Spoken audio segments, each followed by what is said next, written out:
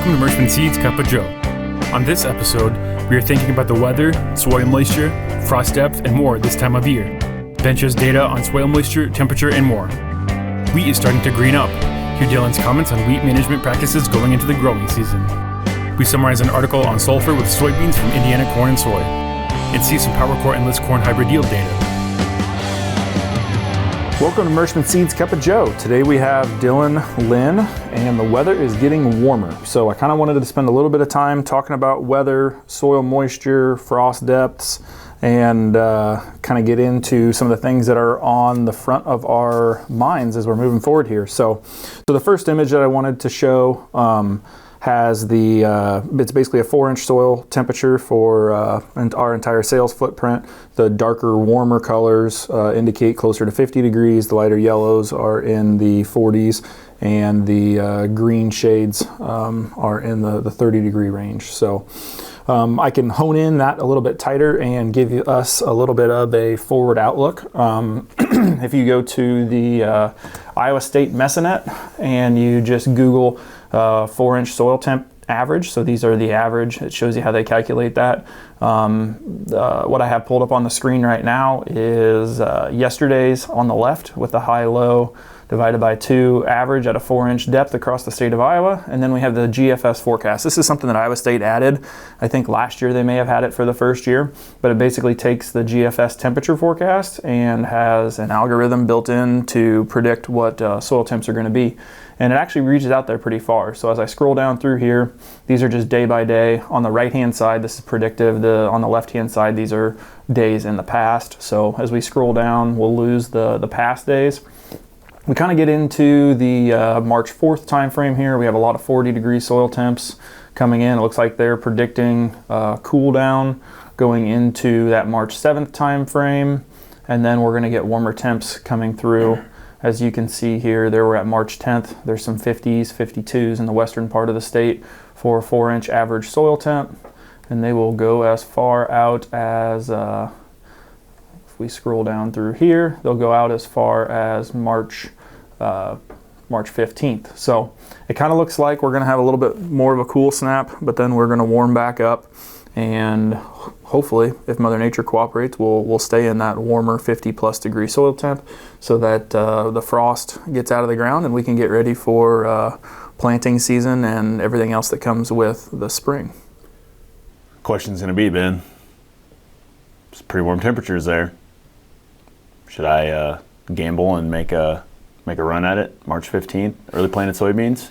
Well, I always suggest guys go ahead and follow their insurance dates, because the insurance dates have a tendency to have a lot more data than my crystal ball has. So I know there's going to be people that reach out there if the soil temps are fit, but I was listening to Snodgrass this morning, and he's just a little bit nervous because we've gone on a 1 week cold or 2 weeks cold, 1 week warm cycle for a lot of the Midwest, and he says there's a possibility if that cycle continues that we could have a late April, early May cooler shock to the system, and that would not be very good if you have beans up and out of the ground that are planted May 15th. Those would for sure, if you get a late April, early May frost, those would probably get zapped pretty hard. Yeah, I think that's we've talked about it before, and Chris Ehler in his discussions with early planted soybeans, most of it is we don't really want it out of the ground. I mean, it's the intention is to keep it under the ground for as long as possible and get through that last cold snap where, yeah, you're talking 52 degree soil temps.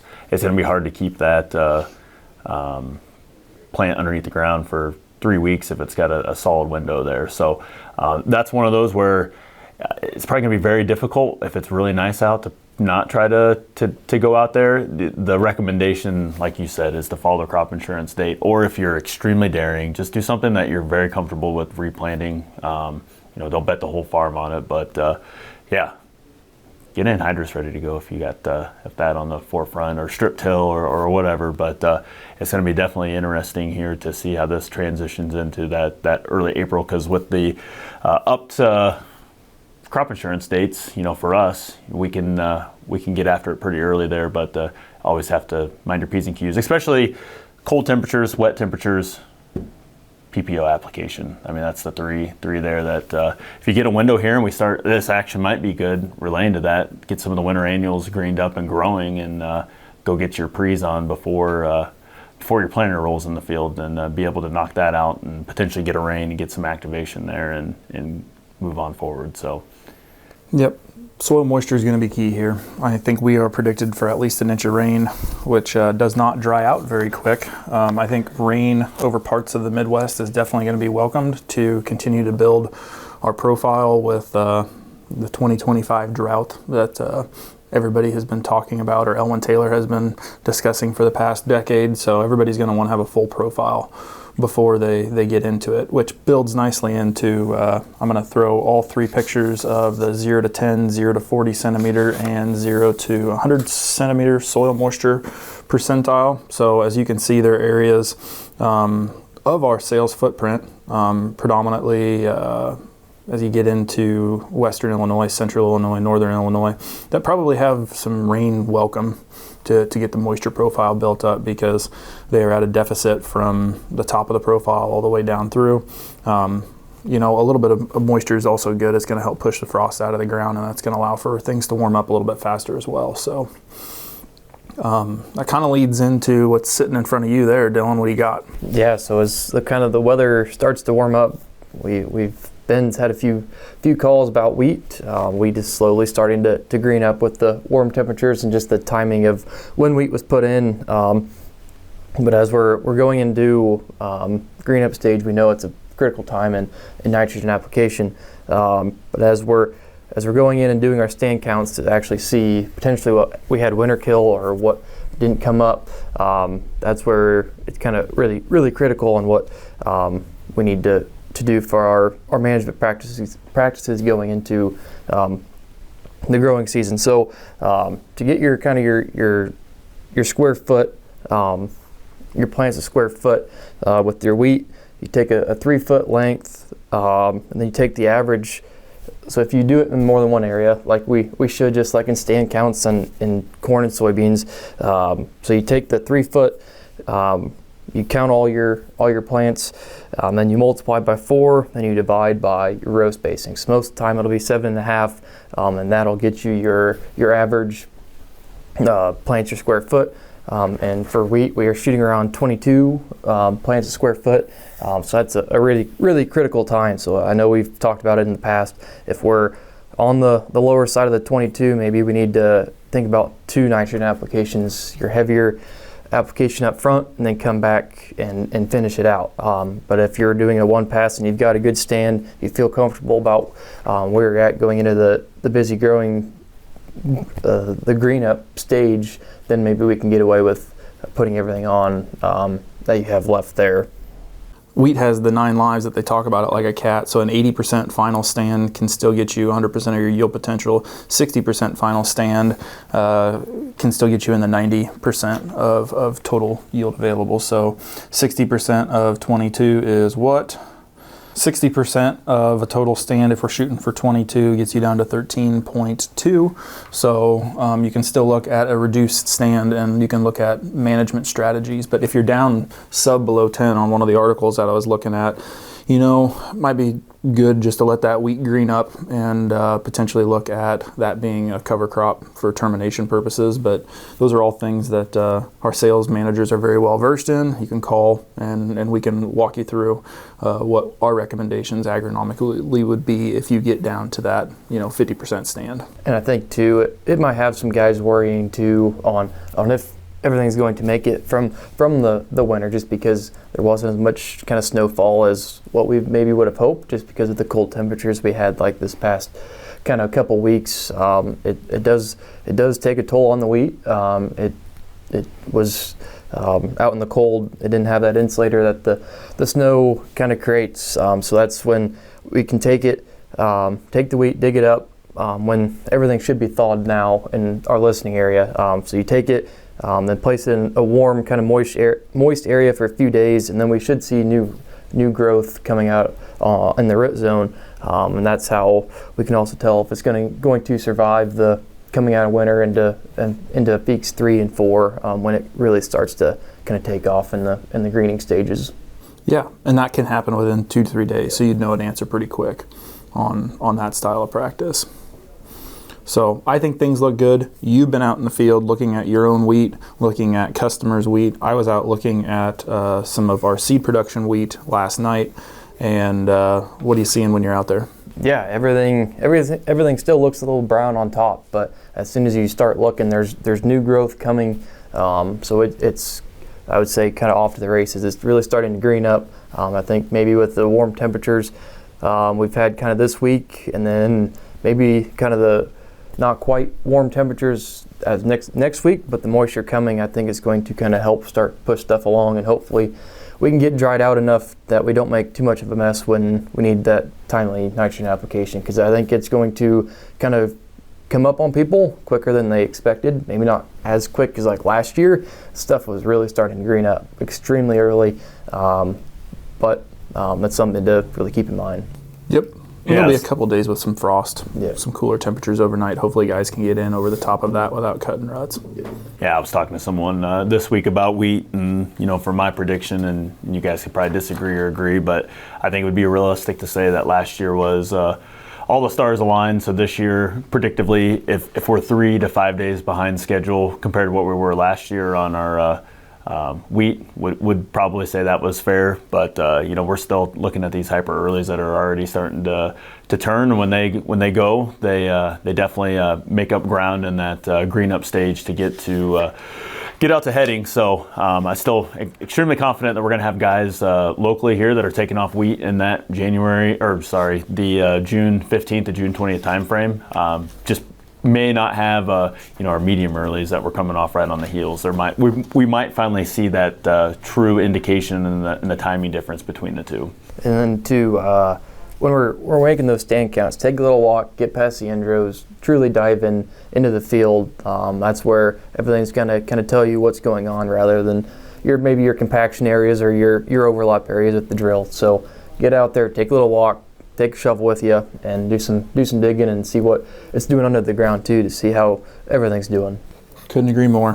One of the other things, temperature, weather related, I listen to Snodgrass in the mornings every chance I can get. I don't get them done every day, but his platform is moving back to Nutrien. So if you can't find it, you may have to YouTube the Nutrien Snodgrass channel again. But he also has a blended ECMWF GFS 14-day, 2-week soil temperature chart that if you just type your address in and go to soil conditions, it will give you a 14-day blended model, not just of the GFS like what we had on Iowa State's, but it's a blended model, so it gives you two different exchanges there. And basically, other than what's coming this Saturday, Sunday time frame, looks like we are above freezing for 4-inch soil temps for predictions. So that's another tool that I like to tell guys about so that they can use when they're looking that direction. So, Lynn, what do you got? Yeah, I just want to bring it home here. The talk has been, sulfur with wheat and corn. The one thing that I wanted to just discuss a little bit today, I found an article coming out of Purdue and Indiana Corn and Soy about sulfur and soybeans. We do have customers that have been, talking about running ATS or AMS and with their soybean rotation now. So just wanted to kind of hit some highlights and link that article in here so that we can get a look at, because they do a phenomenal job of kind of laying out why they actually believe that sulfur is much more beneficial to the soybean crop compared to corn and wheat. So just a rule of thumb, soybean takes 0.35 pounds of sulfur out with the grain. There's some things that we think about when we think about corn. Is that per bushel? Per bushel, yes. Per bushel. Some things to think about. Same with corn, that we're not getting that atmospheric sulfur like we used to be. We're mineralizing, but we're not mineralizing to the point that we're keeping up with the removal demands there. And one thing that I really wanted to highlight that I thought was very interesting is that sulfur is a co-nutrient that works with the bradyrhizobia into the nodulation. So even if you have decent soil nitrogen or organic matter, sulfur is just as important to nodulation and making sure that bradyrhizobia are doing their effective job in getting that nodulation on that soybean. So when we do that in combination, especially if you're using our Meristem product, and trying to get that inoculated. To have the biggest success is to make sure that you got some sulfur out there in conjunction with that nitrogen. Very interesting. I'll be honest, I didn't realize how important sulfur was in that relationship. But we've got a lot of information out there, both anecdotally from customers talking about running ATS out of a 2x2x0, dribbling out the back 5 to 8 gallons, seeing anywhere from 8 to 12 bushel response. I think Brandt has come out with a lot of good studies over the last 5 years, and they're seeing very consistent results when running ATS. And then if you don't have that capability, just running AMS in a dry form out across in the spring and being able to utilize that. This could potentially be a good spring to set up to use that. Obviously with the watch outs with AMS is making sure that we're not getting too much rain out there, that we're not having the loss of the nitrogen or the loss of the sulfur and flushing that away. But some good observations, a lot of data out there. Would probably post a link to the Purdue article as well, talking about that. And then if you are able to just kind of scour the internet, there's just a lot of great information related to sulfur and soybeans. And I think the biggest thing, the takeaway is that sulfur and soybeans can make a good crop great, and that's the next probably evolution for the guys that are in that 80, 85 bushel that are trying to get to 90 to 95 between just increase potash levels and adding sulfur now to the soybean rotation if you're not already doing some. That's kind of the low-hanging fruit that we can do to get to that next level. Completely agree. Out of that article, or the research findings from Purdue, the yield responses could be as high as 13 to 24 bushel per acre. And one thing that I think that you may have missed is that the sulfur, especially the ATS or ammonium thiosulfate, it plays a key role in early planted soybeans because that's what's helping getting the nodulation started, and the sulfur in particular is getting nodulation. It's extremely important for nodulation, but those products, especially ATS, has the breakdown time. So I didn't get a chance to listen to all of it by any stretch of the imagination, but I sat in Neil Kinsey's 3-day soil seminar, and I did get to sit in and listen. I'm going to go back and I'll have more notes for future episodes, but that ammonium sulfate 210024 takes 16 days to get to 60 days to get to the big push. And that is different than using UAN or 32 or potentially even ammonium thiosulfate. So what they like, or what Neil likes in the research that he has seen, is that 60-day push is perfect when you're applying at planting to get those soybeans that extra nitrogen that it could potentially need, or the sulfur as it's breaking down to help with the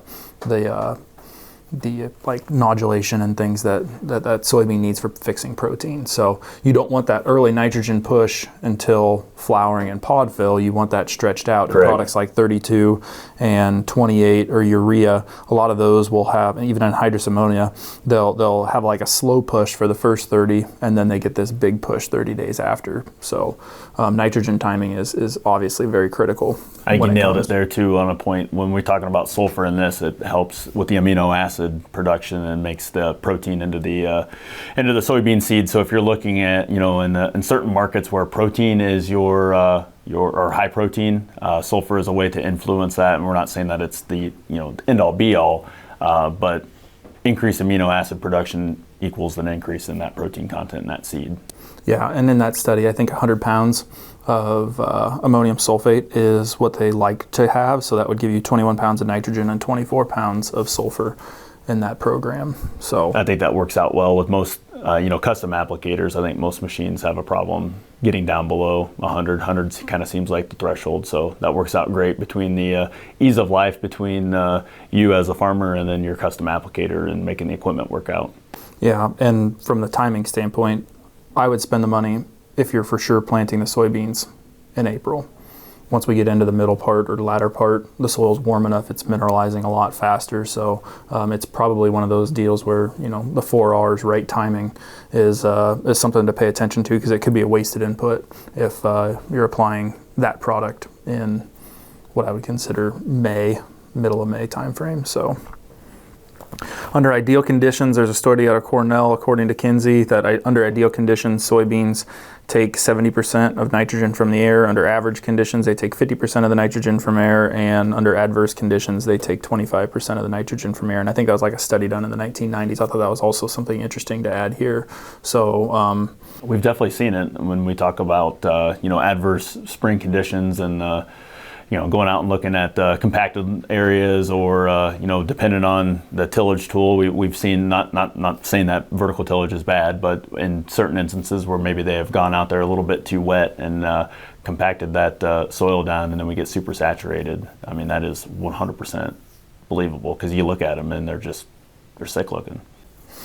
And one of the other things that, we're switching pages just a little bit when it comes to nitrogen, one of the things he was talking about is that for every leaf that shows deficiency of nitrogen on a corn plant, so like we have the inverted V that starts down the tip and works its way down the midrib, and for every, the corn plant will tell you what it needs, but for every leaf that is showing symptomology is 10 pounds of nitrogen that we either didn't get from mineralization or we lost from application. So once we get to tassel time, and it's extremely important to go out there and look at those fields can be fixed because you have more than 30 days for a nitrogen application for that big push to happen to fix. So if you're 3 leaves or 4 leaves short, whether you're irrigated or Y drops or applying something over the top with an airplane with like urea, knowing that you can go in and fix that problem, and because nitrogen is extremely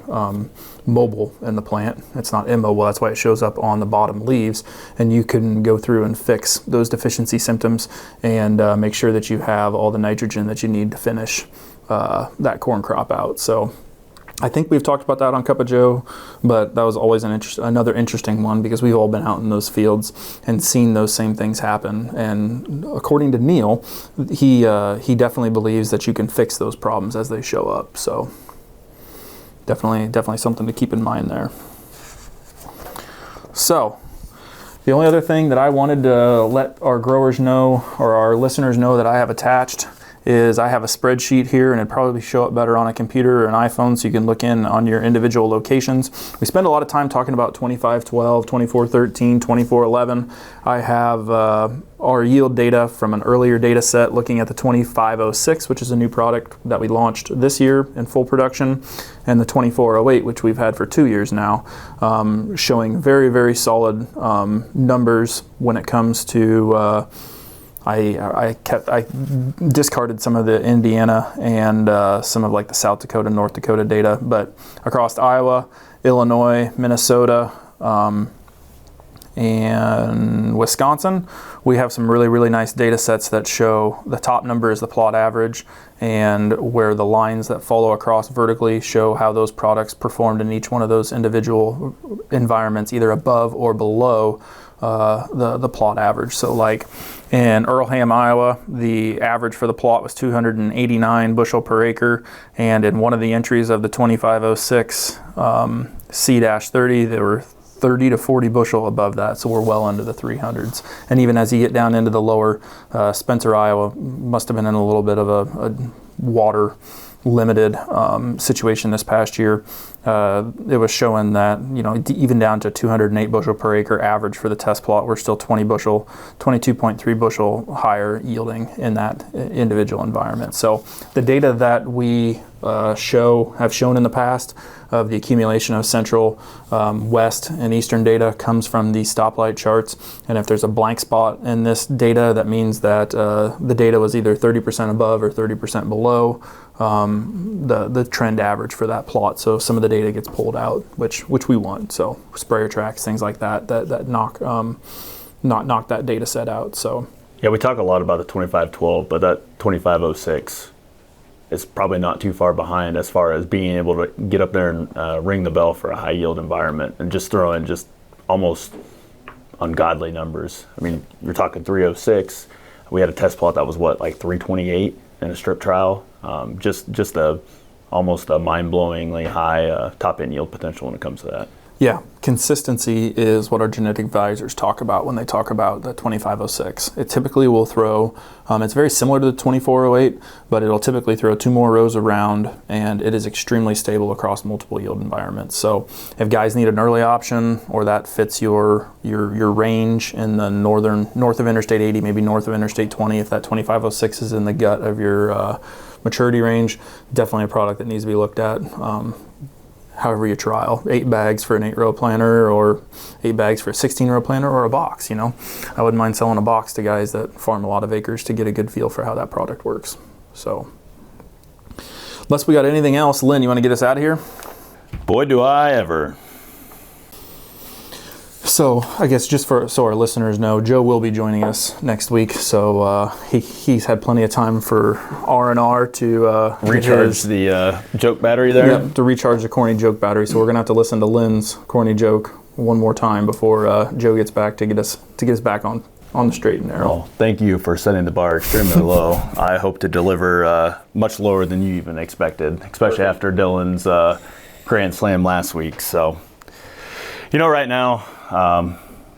We have kids, Ben and I don't know if you knew that, Dylan, but sickness is going around, and it's going around pretty bad. You know, my wife's kind of down in the dumps as well, but she's coming out of it. But I did notice that she only gets sick on the weekdays, so must mean that she has a weakened immune system. Weakened immune system. Well, I guess that finishes out, doesn't it? I got one more that's pretty bad if you want to hear it. Oh, let's bring it on. Which days are the strongest? No idea. Saturday and Sunday, because the rest are weekdays. Well, that surely is good enough to get us to next week, I think. Please hurry back, Joe. Yep. Perfect.